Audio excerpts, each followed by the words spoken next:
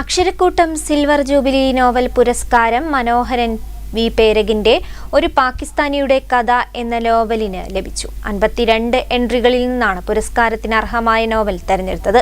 December 21-ന് Thrissur സാഹിത്യ academy ഹാളിൽ നടക്കുന്ന പരിപാടിയിൽ പുരസ്കാരങ്ങൾ സമ്മാനിക്കും.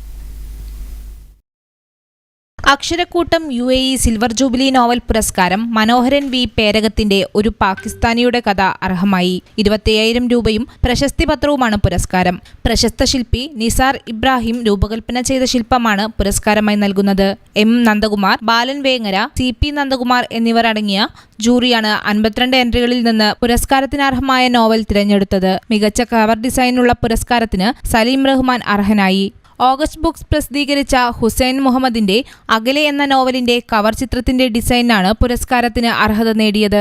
ഡിസംബർ 21-ന് തൃശൂർ സാഹിത്യ അക്കാദമി ഹാളിൽ നടക്കുന്ന പരിപാടിയിൽ പുരസ്കാരങ്ങൾ സമ്മാനിക്കും. വാർത്താ സമ്മേളനത്തിൽ ജൂറിമാരായ M നന്ദകുമാർ, ബാലൻ വേങ്ങര, നോവൽ പുരസ്കാര സമിതി കൺവീനർ ഫൈസൽ ബാവ, അക്ഷരക്കൂട്ടം സിൽവർ ജൂബിലി ആഘോഷ സമിതിയിലെ മുതിർന്ന അംഗമായ P ശിവപ്രസാദ്, VP റാഷിദ് എന്നിവർ പങ്കെടുത്തു. News bureau, Kozhikode.